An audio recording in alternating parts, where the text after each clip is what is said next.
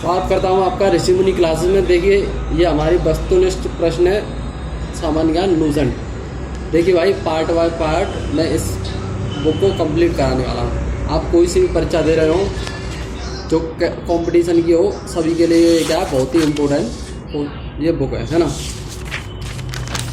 अब चलिए first chapter खोलता हूँ मैं बिना बातें करते हुए। भारतीय इतिहास। देखिए भारतीय इतिहास से फर्स्ट चैप्टर है ना।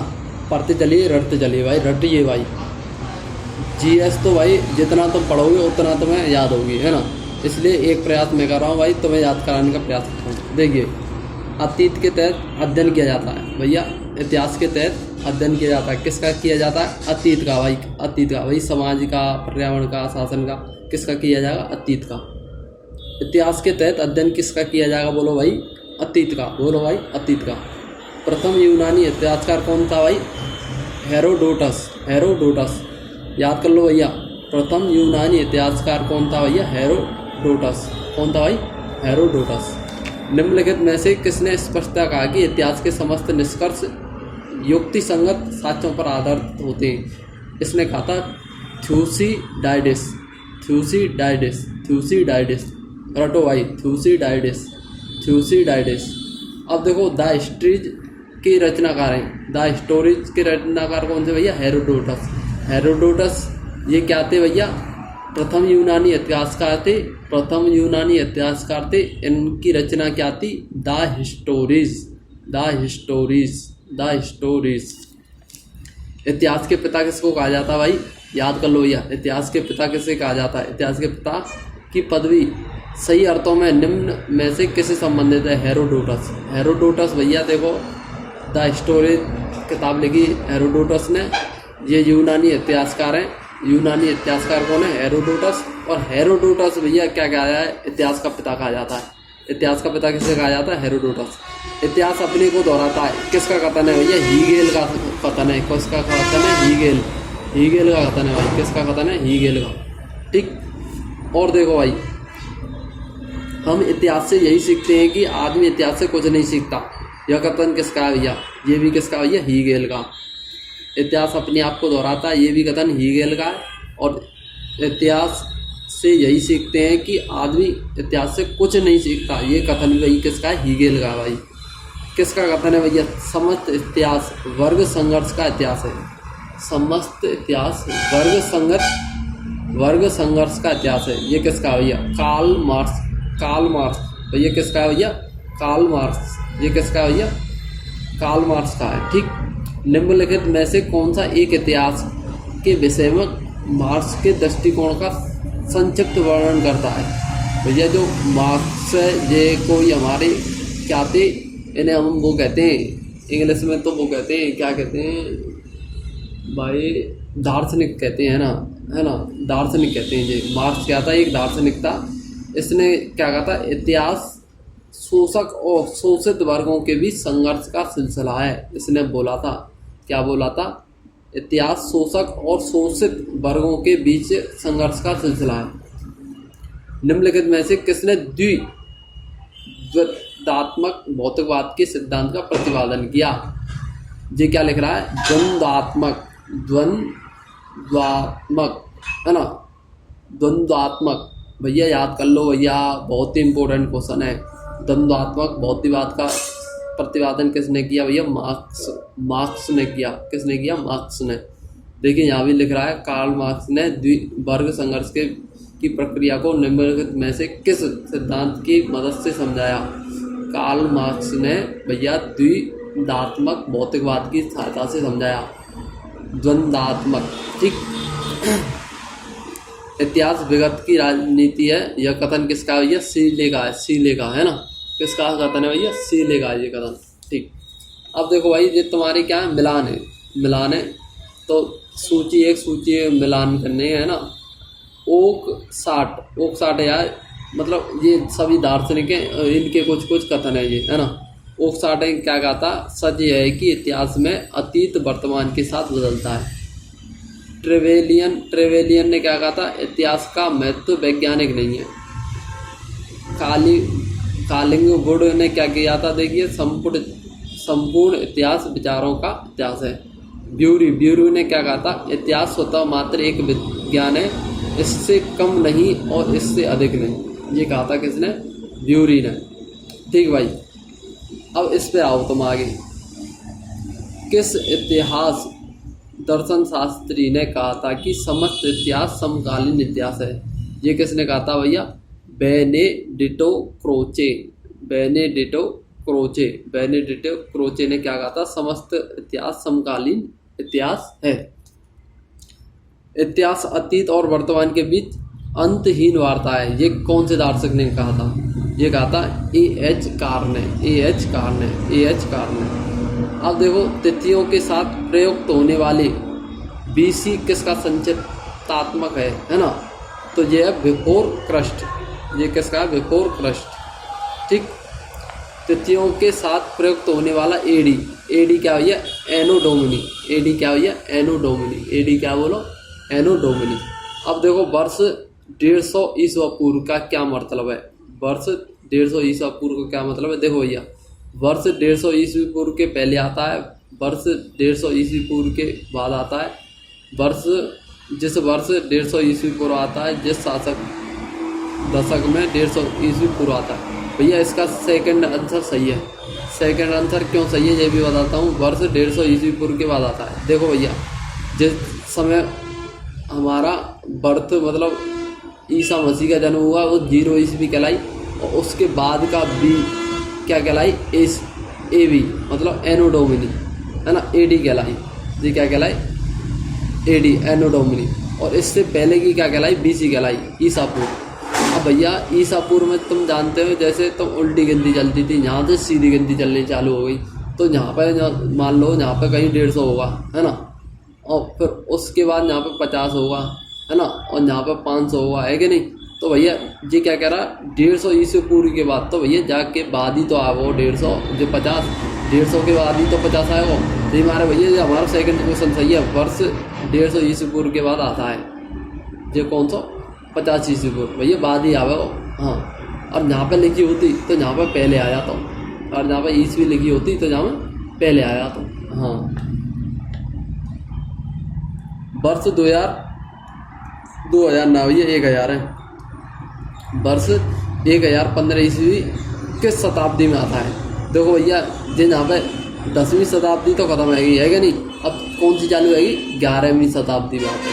जैसे हम क्या कौन सी भैया, 21 सेंचुरी, 2020 2000 ऐसे लिख रहे हैं ना, और कौन से क्या में भैया 21 शताब्दी। जो भैया रीजनिंग में पढ़ेंगे, तुम रीजनिंग में पढ़ेंगे ना कैलेंडर, जब तुम्हें पता चलेगा है ना, तो भैया सीधो हिसाब है, 10वीं शताब्दी खत्म हैगी, 11वीं शताब्दी लग गई, तो हमारे 11वीं शताब्दी कहेंगे। ठीक है, अब जब 20 वाले क्वेश्चन ने देखो ये ध्यान है ना, 20 वाला क्वेश्चन क्या कह रहा हो, सूची 1 को सूची 2 से सम्मिलित करना बस। अब भैया विक्रम संवत याद कर लो भैया, ये भैया रटनी है भैया। देखो भैया, जीएस भैया पढ़ो, धुआंधार पढ़ो, किताबन से पढ़ो है ना, वीडियो ने जान दो बाहर में, किताब ले लो हाथ में, पढ़े चले जाओ, जीएस में तुम धुरंधर बन जाएंगे। हाँ, जीएस को भैया एक ही वो तरीका है, और जीएस तो विजय पानी है, किताब ले लो हाथ में, पढ़े चले जाओ, पढ़े चले जाओ, पढ़े चले जाओ। तो विक्रम संवत्सर कब से चालू हुआ भैया, 58 ईसा पूर्व या 57 ईसा पूर्व, कछु भी बोल सके तुम, 58 57 याद कर लो, 58 57 विक्रम संवत्सर। शक संवत्सर क्या भैया, शक संवत्सर कब से चालू माना जाओ भैया, 78 से का 78 ईस्वी। और भैया गुप्त संवत्सर कब से माना जाओ भैया, 320 या 319, 320 या 319। भैया 3 चीज़ याद करनी है, विक्रम संवत्सर, शक संवत्सर, गुप्त संवत्सर। विक्रम संवत्सर 57 58, शक संवत्सर 78 और गुप्त संवत्सर 319 या 320। ठीक, अब चलो भैया आगे पढ़ लेते हैं।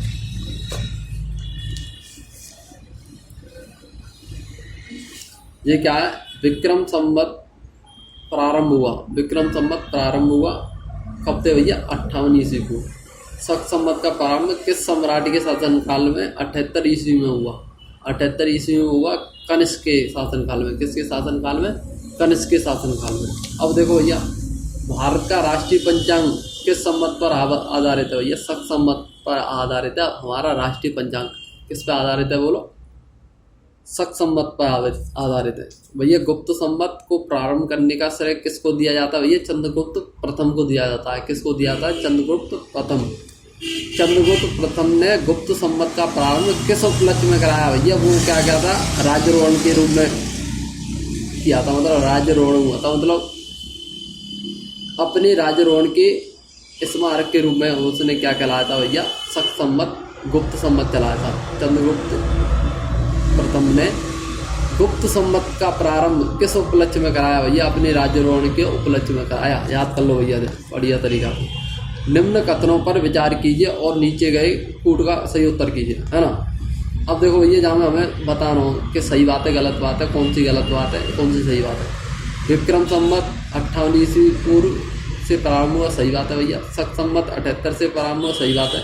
गुप्त संवत इससे प्रारंभ, सही बात है। भारत में मुसलमान शासन का युग 1100 ईस्वी जो ये तो हमें पता होना नहीं। बार पहले दूसरे थर्ड भैया क्या है हमारी? सही है। थर्ड पे लगाएंगे भैया निशान, क्या पे लगाएंगे? थर्ड पे। अब देखो भैया, हर्षवर्धन ने 606 ईस्वी में हर्ष संवत की स्थापना किस उपलक्ष्य में की? भैया अपने राज्यारोहण के रूप में की। भैया हर्ष ने भी क्या करी? अपने राज्यारोहण के रूप में 606 ईस्वी पूर्व हर्ष संवत की स्थापना करी। कौन से? हर्ष संवत की, ठीक है ना। और जो ने राज्यारोहण की स्थापना राज्यारोहण के उपलक्ष्य में करी चंद्रगुप्त प्रथम ने, जाने क्या करी? गुप्त संवत की, गुप्त संवत। और हर्ष ने भैया हर्ष संवत, हर्षवर्धन ने हर्ष संवत, चंद्रगुप्त प्रथम ने गुप्त संवत, है कि नहीं। निम्नलिखित में वह कौन सा संवत है जो कुलचूरियों द्वारा प्रयुक्त किए जाने के कारण कुलचूरी संवत भी कहलाया? तो भैया ये कौन सा? त्रैकोटक संवत। त्रैकोटक संवत कौन सा भैया? त्रैकोटक संवत। कौन सा वो बोलो? त्रैकोटक संवत। याद कर लो। चालुक्य विक्रम संवत का प्रचलन किसने किया? भैया विक्रमादित्य फोर्थ ने किया। किसने किया भैया? विक्रमादित्य फोर्थ ने किया। अब देखो, जहाँ में अगला क्वेश्चन पढ़ाओ। निम्नलिखित में से किसे एक नए संवत चलाने का यश प्राप्त है? भैया लक्ष्मण सेन को। किसको भैया? लक्ष्मण सेन को।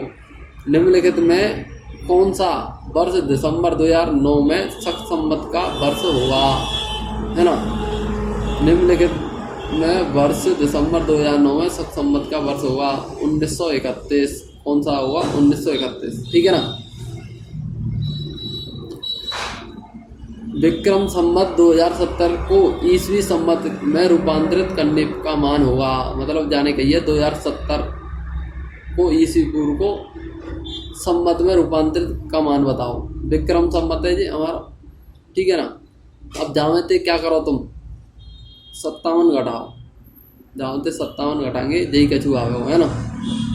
क्योंकि तुम जानते विक्रम संवत को क्या मीन्स हो। विक्रम संवत 57 58 हटोगे नहीं, अलग कॉपी में घटा के देखियो, है ना। तुम अलग कॉपी में घटा के देखियो। जामते 57 घटा दें 2003 कछु आ गए, ठीक है ना। और आराम से पढ़ो भैया।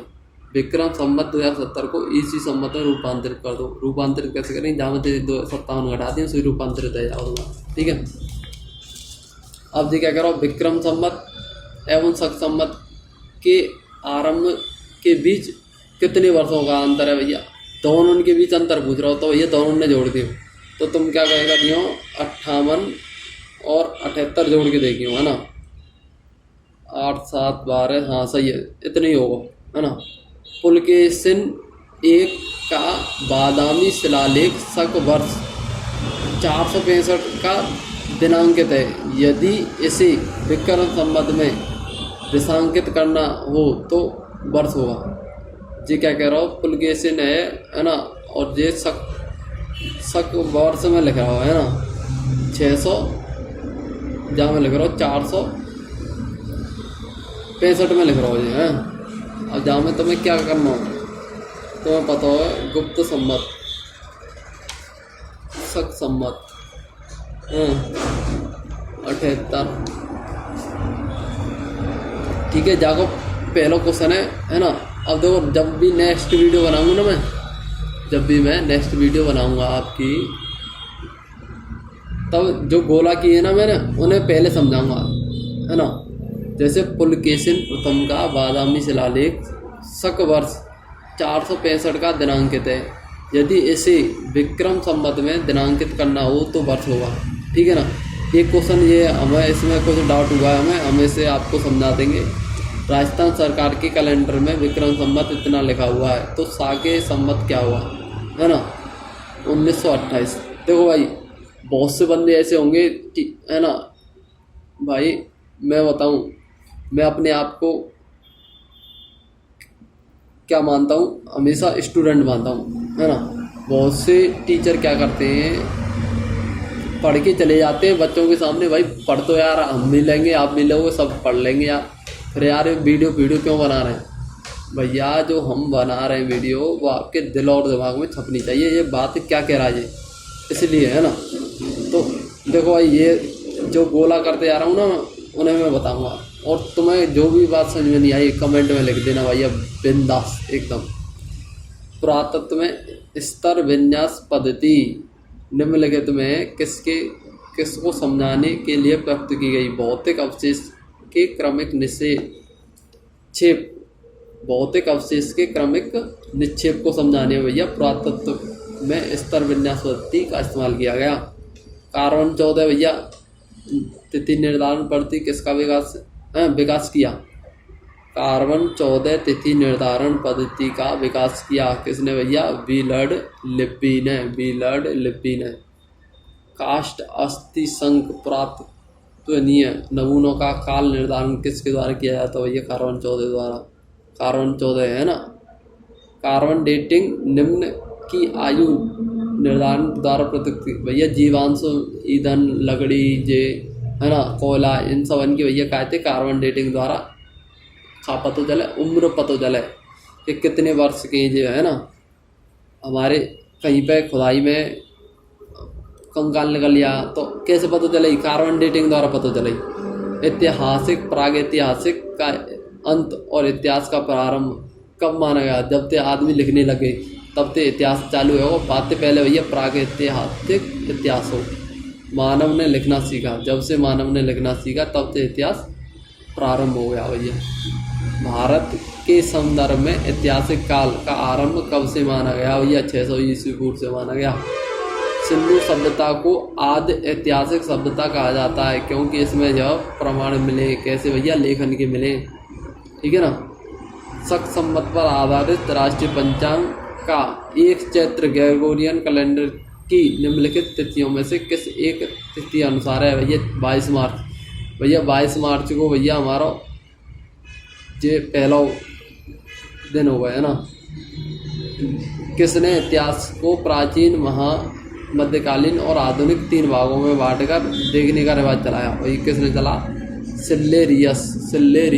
किसने चला भैया, सिल्लेरियस ने।